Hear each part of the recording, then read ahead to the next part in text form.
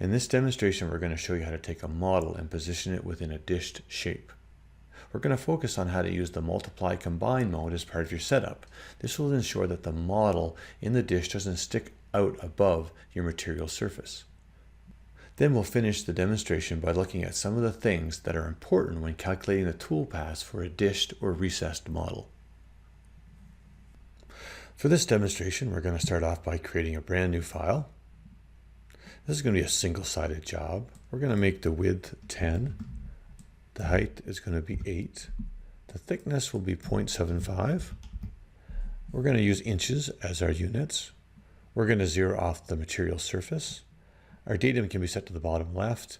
And the modeling resolution, I think for this particular job, high will be adequate for that. And we'll just click OK. Now to start off with, we should create an ellipse, a vector ellipse, to define where we'd like to have our dish. So let's just go ahead and draw an ellipse. And we're going to start at the 0, and we are going to make it a width of 9 and a height of 7. And we're going to create that, and we'll close this. Now you'll see that we actually created that down in the bottom left corner. So if we select that ellipse and press F9 on the keyboard, that will center it inside of our job space. Now the next thing we're going to need is our actual content that we're going to put inside of our dish. In this case, we're going to use a horse head. So if we go to our modeling tab and we go up here to import a component or 3D model, we can click that. And if you navigate over to your tutorials folder and have a look inside creating a dished recess, and inside the files for that, you're going to find a horse head model. So select that and click open. Now again, your horse will be imported into your bottom left hand corner. So if we press F9 on our keyboard, then that will center that for us. Now to help us better visualize what's going on, we probably should tile our 2D views and our 3D views right side by side.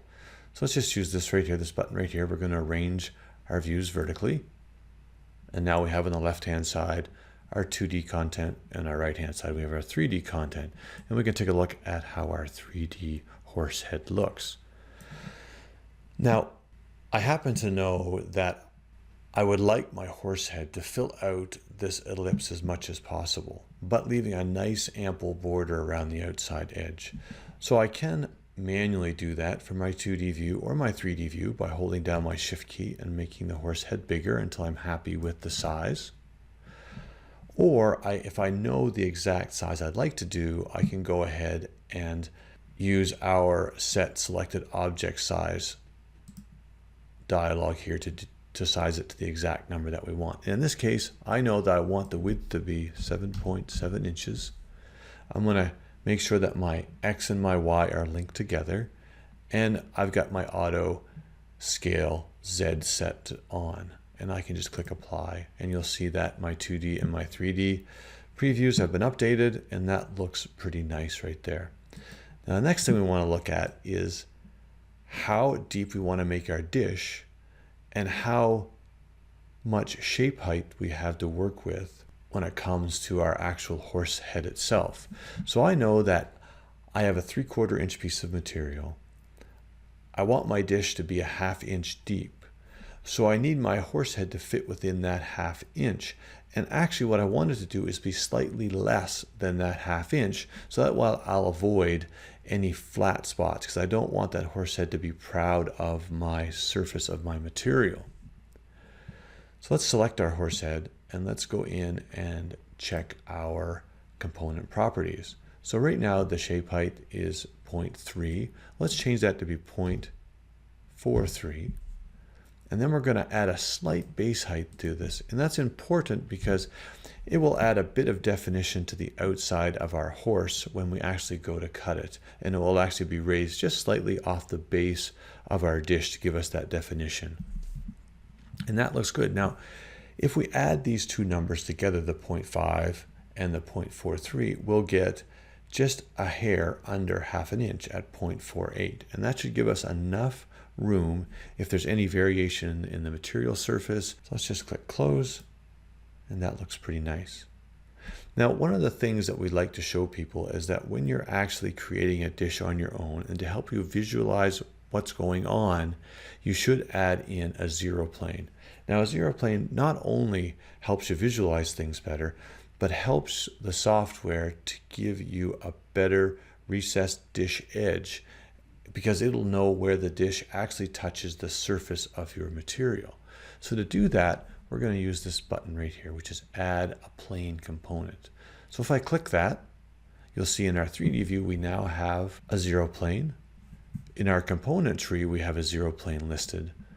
But in our 2D view, nothing has changed at all. That's happened for a couple reasons. One, that when we brought in a zero plane, our software created a brand new layer and turned it off. So if we turn it back on again, you'll see that we can see in the 2D view that we have a grayscale representation of the plane, but it obscures our actual view of our horse head. We can't see it anymore.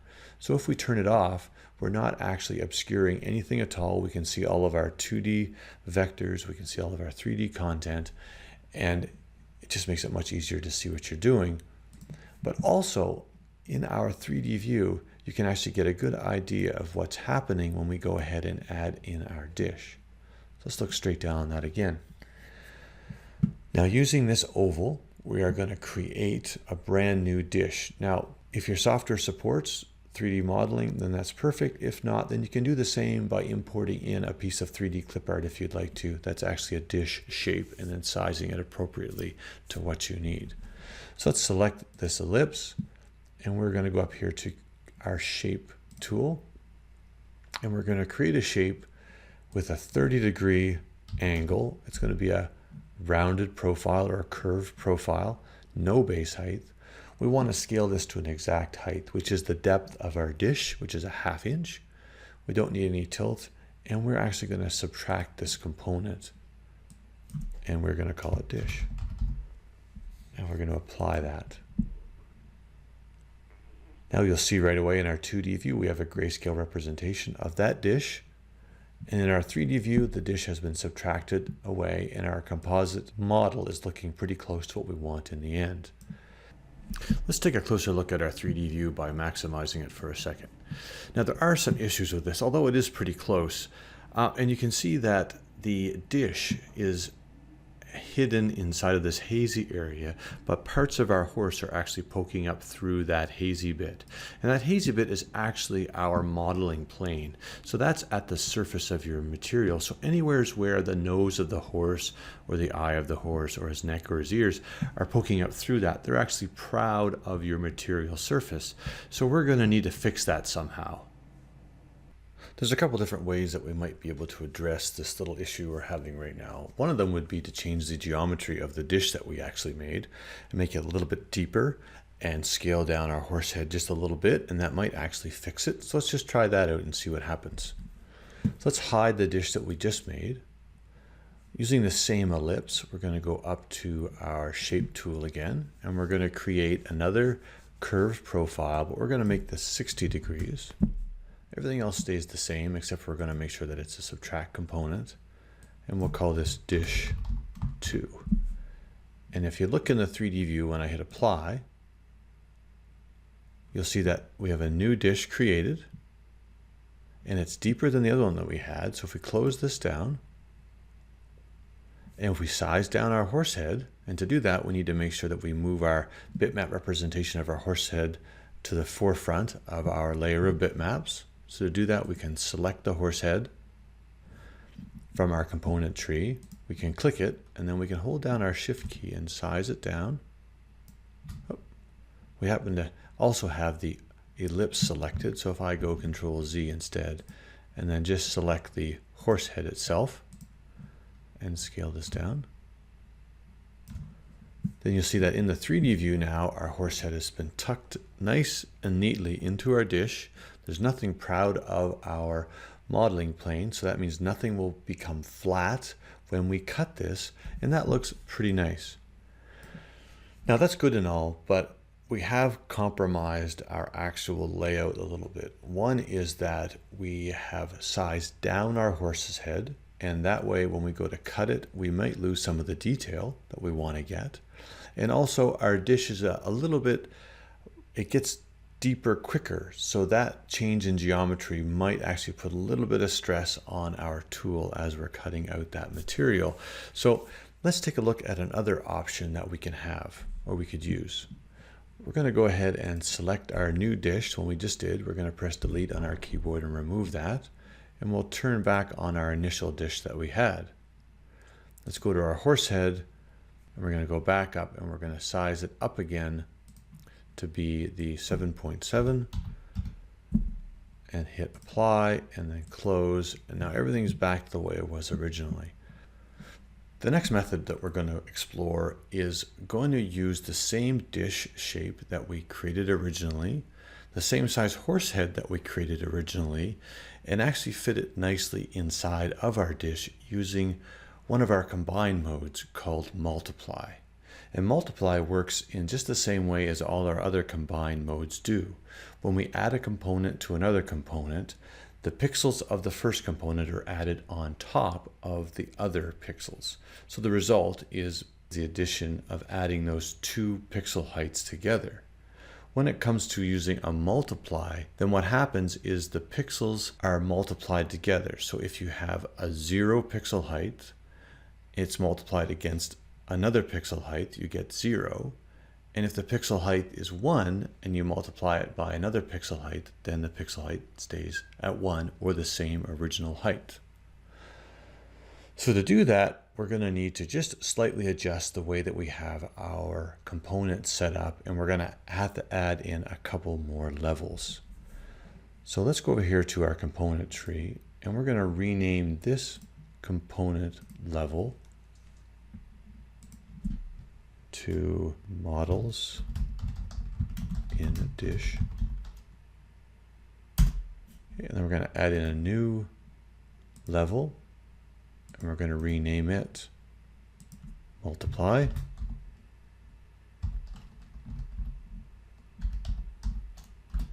And then we're going to add in one more level, and we're going to name it dish shape. Okay, now we're going to go ahead and move some of these existing components around. We're going to leave our horse head where it is, but we're going to right click and hold down our shift key, both of these, and we're going to drag those up to our dish shape level. And now we're going to want to go ahead and make a copy of these. And there's a couple different ways we can do that. We can hold down our shift key and select those, right click and go duplicate, and then move the duplicated ones into our multiply layer. Or we can shift select those, then hold down our control key and drag those into our multiply layer. And your software will automatically create duplicates of that in the level that you've dragged them into, which is really quite handy to know. Now for now, let's go ahead and turn off our models in dish level and turn off our dish shape level, and then just have a look at our multiply level here. So just click anywhere down here to off click anything. And now let's take a look at what we have here. Now, right now, our dish is in the negative. So that's not going to help with our multiplication that we're going to do. So we're going to go to our dish and we're going to right click on that, and we're going to change our combine mode to add. And then we're going to take a look at the actual shape height of this. And right now it's at a 1/2 inch like we originally had created our dish, but for now we're going to change this to 1. And it doesn't matter if this is in inches or in millimeters. We just look at this as being 1 as a unit. And now once we hit the space bar, the shape will actually go from 0 on the outside edge up into 1 in the center. So if we close this down. Now let's just go ahead and change now this level to be a combine mode of multiply. So what we're going to tell our software to do is that anything in the level below this, we're going to multiply it by what we see here in our composite model. Now we don't see anything right now because it's set to multiply, but we know that the edge of this dish is at 0 and the top of it is 1, and all of the surface out here, because we have a 0 plane in here, that's all at 0. So to make sure that we can actually see what's going to happen, we're going to turn off our multiply layer for a second, and we're going to turn back on our models in dish level. And we're going to take a look at the edge of our model. We're going to zoom in just a little bit. And then we're going to turn on our multiply level, and we'll see what happens in our 3D view. You can see that the top of our model stays the same and that it tapers down to our 0 plane. And if I go ahead and turn that back off again, and turn it back on again, you can see the result. Now, another thing that's important is we had used a copy of our original dish. So the geometry is exactly the same, and that's important for this to work. So if we turn back on our dish shape level and we look straight down on our composite model, you'll see that now our horse fits nicely inside of our dish and nothing is proud of our material surface at all. If we turn back off our multiply layer, you can see what happens. Turn it back on, and there's the result again. So it's a really nice way to get everything to fit nicely into your dish. Now that we have this all set up, one of the nice things we can do is we can mess around with our composition. So if we go ahead and select our horse head, and let's look straight down on our composite model, and let's just go ahead and size this up a little bit. And let's move the horse down a little bit. What you'll see in our 3D view is that we have any part of the horse that goes outside of our dish actually goes away because it's being multiplied by 0. Again, it's being cropped off. Now, you will see that when we scaled it up, we actually scaled our Z height as well, or our shape height. So we do need to go back into our shape again and change these numbers so that they end up adding to that ½ inch that we had originally, or less than ½ inch that we had originally. So make that 0.3 and 0.5. Press the space bar and you see now that our horse fits back inside of our dish again, and we can close that down. Now, if we ever wanted to change the content that's inside of our dish, we can just go ahead and bring in a new model, make sure we size it correctly, the shape height and so on, and then it'll just fit in there nicely and it will taper off perfectly to the edge of our dish. And we can demonstrate that by going down to our models in dish level, turning off our horse head, and then we can go back to importing in a 3D component. We'll just bring back in that same horse head again. We'll open that up. Press F9 on our keyboard to center it. Make sure we move it down to our models in dish level.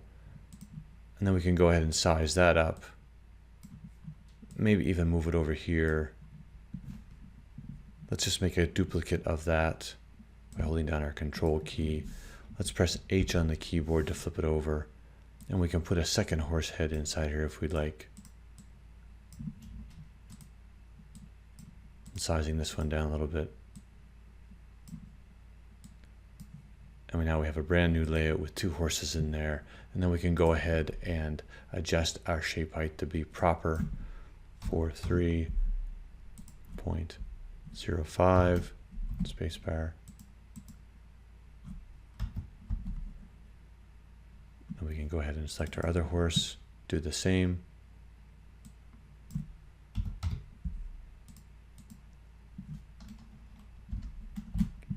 And we have a wonderful, nice new layout that we can look at. Now, if you do want to take a look at this and you don't want to see this hazy look, you can just go up to View and you can go ahead and undraw your modeling plane and we'll see what it looks like. And it looks pretty neat. And then just make sure we go up there again and we redraw that modeling plane. And that looks perfect. Now let's just go ahead and hide these 2 horse heads and go back to our original one that we had and discuss some of the things we need to think about when we go ahead and create tooling for this. Before we move on to our tooling, we may want to save this off. So let's go up to File, and we're going to choose Save As. And we're going to put this right back into your tutorials folder, and we're going to call it Dish 3D Modeling, and we'll save that off. That way, if you ever want to come back and mess around with this file, you can as it is right now. Okay, to start to create some tooling for this, we may as well go over to our Tooling tab. So let's click here. Now, as always, the first thing we need to do is to go back and check our material setup and make sure that our setup in our software is the same as what it will be on our machine. So let's just go ahead and click Set. Because we're using a dish composite model to cut inside the top of our material, there are some things that we need to keep into consideration here. So first of all, let's take a look at our thickness of our material, which is 0.75. Our datum will be set to the bottom left corner. We're going to zero off the top of our material, and that's important because we need to have an accurate thickness of our material. And we're going to make sure that our model is pushed all the way up to the top of our material. There shouldn't be any gap at the top. It needs to be pushed right up to the top. That way, when we cut out to the edge of our dish, we're actually going to have a nice transition between our dish and the top of our material. Now, our rapid gap moves, they'll need to be set to be safe and appropriate for your machine, any kind of hold downs you have, and so on. And then, of course, your home position, you'll need to set that up for what's appropriate for your setup. And we can just click OK. Now, in a lot of cases, when we cut 3D content, we should be using a 3D roughing pass and a 3D finishing pass. But because we put this inside of a dish, there may not be a need for a roughing pass. And in our case, with our machine and our setup, I'm pretty confident that we can cut this with just a finishing pass, as long as we follow a couple basic rules. So if we go into our finishing pass here, we're going to use a 1/8 inch ball nose end mill. We're going to use a selected vector. So we're going to select the vector that we had used to actually create our original dish. And we're not going to use offset machining, because what will happen is our cutter will plunge down into the center of our ellipse and start cutting outwards, and we're putting a lot of force on both sides of our tool, or lots of load on our tool at first, and we could potentially break our cutter depending on what we're machining. So in this case, we're going to use a raster, and we're going to start at the outside edge, and what will happen is our tool will start going back and forth and slowly drop into our dish, which will only put a load on one side of our cutter at a time, and it'll work its way across. And this will work out quite nicely for us. We're going to leave our raster angle at 0, and we're just going to call this 3D finishing delete. And as always, we like to put in the size of our tool and some indication of what the geometry is, and we can go ahead and calculate that. Now, because we're using a small tool, it'll take a few seconds for it to actually calculate. And then we can go ahead and preview our visible toolpaths. And you'll see that I started out here and it's cutting across, and we're getting all the definition that we need in our horse, and everything looks really great, and it's sitting inside of this nice dish. So I'm really quite happy with that. So we can click close, and we can save off this file. So File, Save As, and we're going to call this Toolpaths. And click Save. Now with that, this concludes this demonstration of how you can put a 3D model inside of a dish.